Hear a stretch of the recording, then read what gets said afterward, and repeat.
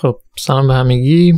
تو این ویدیو میخوام درباره این که چطوری میتونیم از مدل زبانی آوا برای ساخت یه در واقع اپلیکیشن رگ استفاده کنیم صحبت کنم. خب همونطور که میدونید مدل‌های زبانی با یه دیتا ستی ترین شدن و اینکه تمام نالج اون مدل زبانی محدود میشه به اون ترینینگ ستش، حالا هر تکست کورپسی که داره.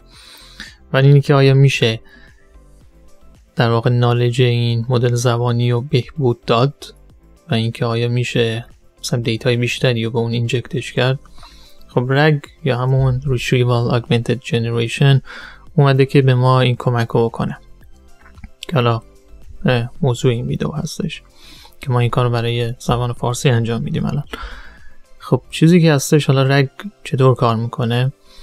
خب میدونیم که ما وقتی میخوایم یه پرامپتی برای یه مدل زبانی بنویسیم میتونیم یه کانتکستی رو بهش بدیم و مدل زبانی میتونه بر حسب اون کانتکست بیاد و در واقع به سوال ما جواب بده. حالا کاری که اینجا میشه کرد اینه که فرض کنید ما یه سری داکیومنت داریم، مثلا فرض کنید در مورد نمیدونم مثلا بیولوژی، پزشکی، هرچی، یه سری داکیومنت داریم که مدل زبانی ما ندیده، حالا بالاخص تو زبان فارسی که دیتا کمتره.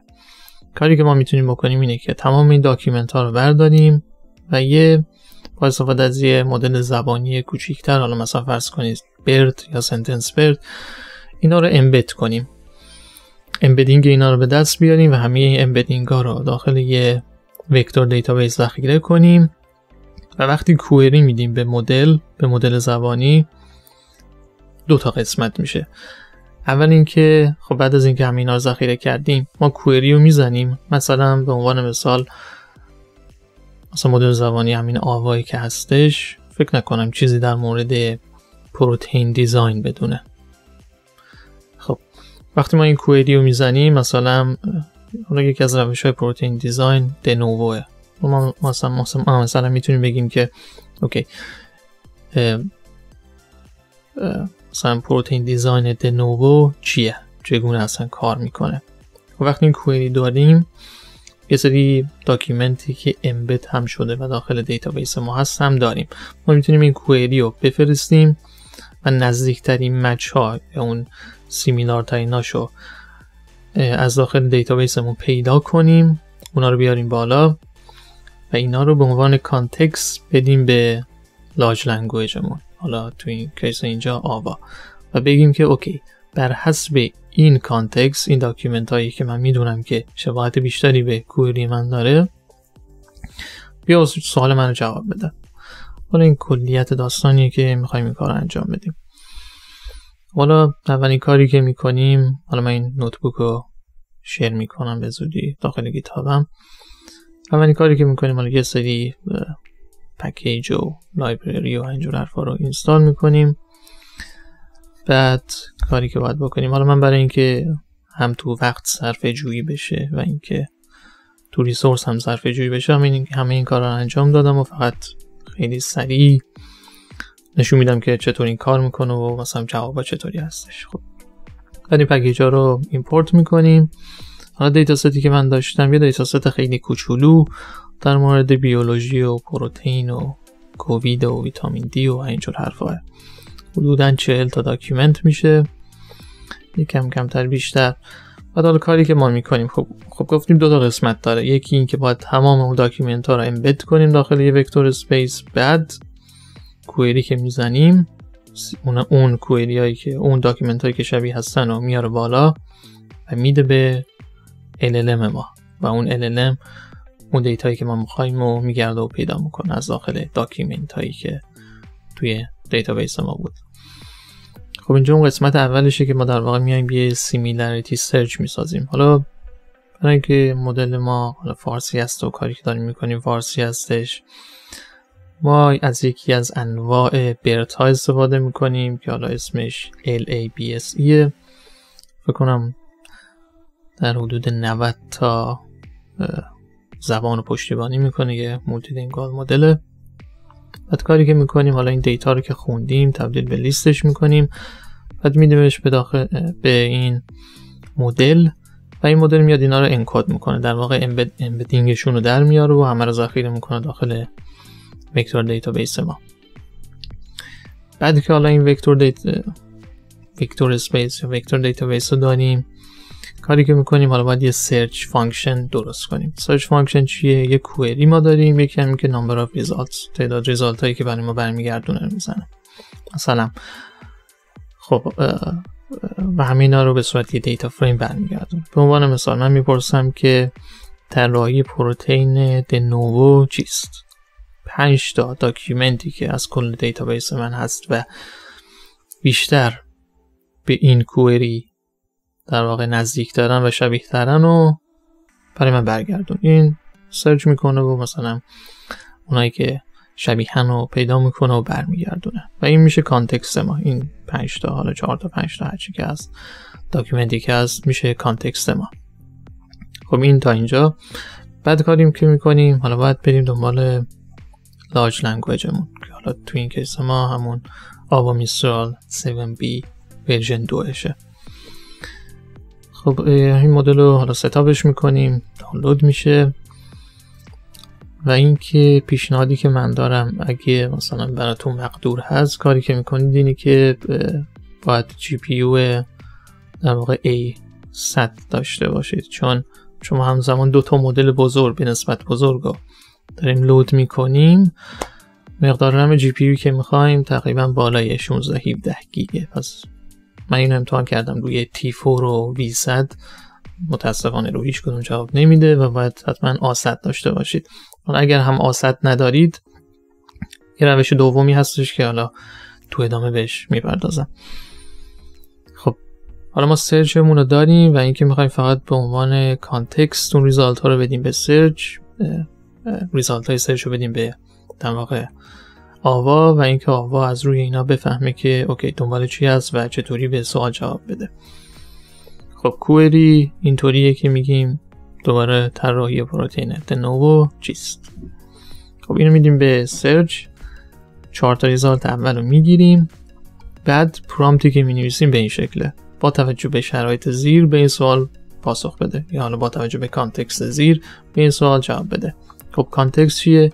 دقیقا 4 تا ریزالتیه که ما از اون سرچمون، از اون داکیومنت هامون به دست میاریم که نزدیکترین چیزها به این کوئری هستن و اینکه بعد آوا حالا میره میگرده و جواب پیدا میکنه و در واقع جوابی که به ما برمیگردونه حالا همونطوری که میبینید چیز کاملا مرتبطیه و اینکه مفهوم همون طراحی پروتئین دنوو هستش. یا مثلا اینکه در مورد پروتئین فولدینگ در موردش میپرسم، حالا این میره داکیومنت ها رو سرچ میکنه و اون کانتکست رو ایجاد میکنه و با توجه به اون کانتکست اینجای جوابیه که کاملا مربوط هست و به ما برمیگردونه. و اینکه خب فکر نکنم، حالا من امتحان نکردم ولی فکر نکنم بدون دادن این کانتکست چیزی از اینا بدونه و اینکه بتونه جواب بده. داخل داکیومنت هایی که دارم مثلا یکیش به عنوان مثال در مورد اینکه کشور چین بزرگترین تنوع ژنتیکی پرورش سویا رو داره توضیح میده. خب حالا من اومدم این سوالو پرسیدم کدام کشور تنوع ژنتیکی غنی برای پرورش سویا دارد. دوباره میدیمش به سرچ، 4 تا داکیومنت اول رو میگیریم به عنوان کانتکست، میدیمش همه اینا رو میدیم به آوا و همونطور که میبینید این در واقع میشه اینجا این چیزی که جواب داده: چین مجموعی از بیش از 43,000 در واقع منبع چی میگن ژن سویا داره که تنوع ژنتیکی غنی برای پرورش سویا فراهم میکنه. و حالا در واقع میشه گفت تا اونجایی که من میدونم یکی از قوی ترین مدل هاییه که برای زبان فارسی و قطعا انگلیسی که نه، که میتونه فارسی خوب بفهمه، درک خوبی داره ازش و اینکه شما میتونید برای اپلیکیشن هایی که دارید یا میخواید طراحی کنید خیلی راحت میتونید یه حالت retrieval augmented generation هم براش بنویسید. خب این برای حالتی بود که شما دسترسی خوبی به کلاب دارید، رم و در واقع گرافیک خوبی دارید و هیچ مشکلی نیست. ولی خب اگه این حالت نباشه چی؟ اون موقع چه کاری میتونیم انجام بدیم؟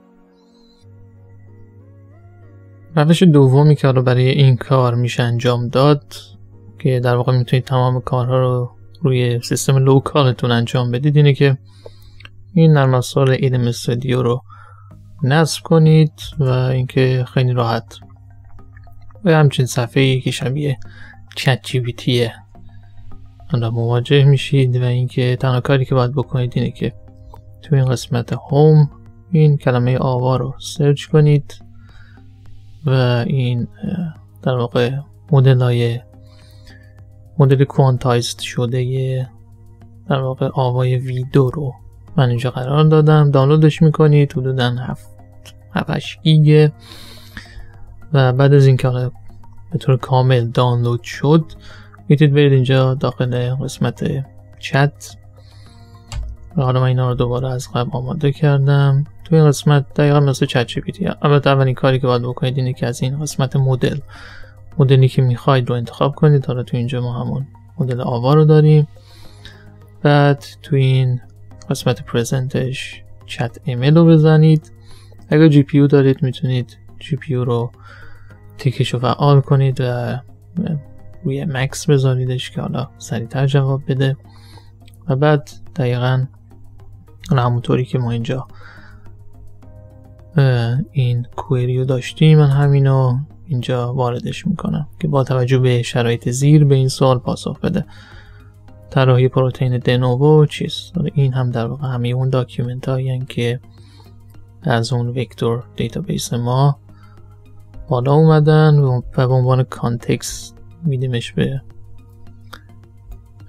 لارج لنگویج مدل و جوابی که حالا مثلا اینجا برای ما میگه یه همچین چیزی هستش که یک روش هست که به عنوان یک متد جدید و کارآمد برای طراحی پروتئین های دنوو ارائه میشه. این روی کرد بر اساس تحلیل عملکرد پروتئین های ذاتاً بی‌نظم از جمله پیوندهای نامنظم و حالا و الی آخر هستش که حالا بر اساس اون کانتکستی که هستش این جواب درستیه.